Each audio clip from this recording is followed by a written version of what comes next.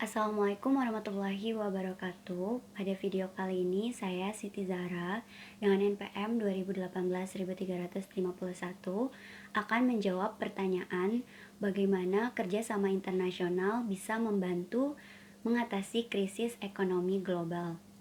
Untuk memenuhi ulangan akhir semester mata kuliah Ekonomi Politik Internasional yang diampu oleh Bank Ulum. Baik. Kerjasama internasional dalam membantu mengatasi krisis ekonomi salah satunya adalah membantu atau memberikan dukungan finansial. Pandemi COVID-19 ini telah menyebabkan tekanan tambahan pada anggaran nasional.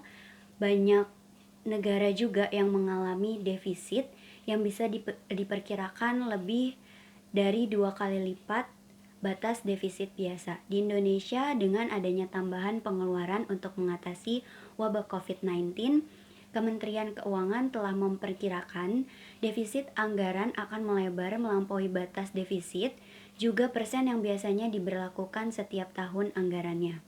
Selain defisit yang melebihi dari biasanya, masalah yang dialami juga menyebabkan jumlah pendapatan negara turun akibat aktivitas produksi dan perdagangan yang berkurang selama pandemi.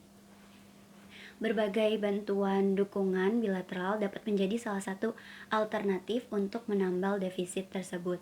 Berkaitan dengan hal tersebut, maka dari itu kerjasama internasional dapat membantu krisis ekonomi atau dapat memberikan fasilitas keuangan kepada negara yang bersangkutan untuk mengatasi beban tambahan selama pemulihan ekonomi. Namun, bantuan utang luar negeri memiliki potensi resiko. Untuk itu, pemerintah dari negara yang bersangkutan atau negara Indonesia harus selalu berhati-hati dalam mengambil bantuan luar negeri dan hanya mengambil yang mungkin memiliki resiko minimum. Selain bantuan finansial, negara lain juga dapat membantu dengan cara memberikan bantuan teknis seperti penanganan program pemulihan ekonomi, membutuhkan keterlibatan yang luas dengan berbagai pemangku kepentingan utama. Dan tidak hanya itu, dari dalam negeri juga dari luar negeri. Mengingat ragam kepentingan para pemangku yang memberikan dampak dari kebijakan untuk diambil melalui program pemulihan. Dan negara juga perlu belajar dari pengalaman negara yang lain untuk memprediksi bahwa kebijakan kita akan berdampak positif pada pemulihan ekonomi. Beberapa negara telah melaksanakan program pemulihan dan melakukan evaluasi. Evaluasi ini digunakan terhadap program-program yang telah dilaksanakan untuk menjadi acuan yang baik dalam mengembangkan langkah-langkah pemulihan ekonomi yang tepat secara waktu maupun sasaran. Misalnya kita ambil contoh yaitu Australia. Australia telah membagi pengalamannya kepada Indonesia dalam mengembangkan kebijakan dan program untuk memulai kembali operasi bisnis serta merangsang ekonomi. Sementara paket ekonomi ketiga dialokasikan untuk program yang bertujuan untuk mendukung usaha dan menekan seminimal mungkin terjadinya PHK. Berbagai informasi dan pengalaman serta bekerja sama dengan negara lain diperlukan untuk memperkaya pengetahuan kita guna mengambil tindakan pemulihan yang tepat.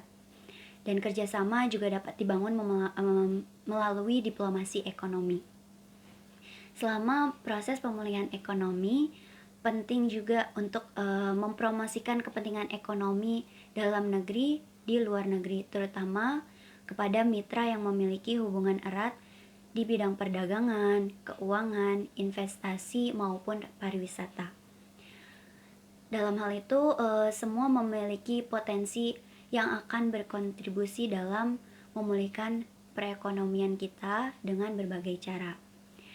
Demikian jawaban ulangan akhir semester saya. Apabila ada perkataan yang kurang berkenan, mohon maaf sebesar-besarnya. Wabillahi taufik wal hidayah.